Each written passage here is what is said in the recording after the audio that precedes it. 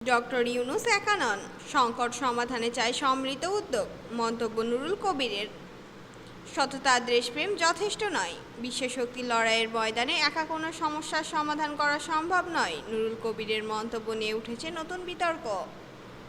News age সম্পাদক নুরুল কবির বলেছেন, Rakhine issue এখন আর শুধু বাংলাদেশ মিয়ানমার সীমিত নয়, এটি বিশ্বশক্তির প্রক্সি সংঘর্ষণের এলাকা হয়ে উঠেছে। একটি টকশোতে তিনি বলেন, ডক্টর ইউনূস সহ কেউ একা এই জটিল সংকট সমাধান করতে পারবে না। শুধু সততা নয়, প্রয়োজন জাতীয় নিরাপত্তা, ভূরাজনীতি ও রাজনৈতিক শক্তিগুলোর সমন্বয়। তিনি অভিযোগ করেন, সরকারের অনেক সিদ্ধান্ত গোপনে নেওয়া হচ্ছে, অথচ সেনাবাহিনী ও রাজনৈতিক দলগুলোর সঙ্গে আলোচনা জরুরি ছিল। নুরুল কবির বলেন, যারা এনজিও সংস্কৃতিতে বড় হয়েছেন তারা রাজনীতিকে এড়িয়ে সমাধান খুঁজছেন, যা বিপজ্জনক ভুল।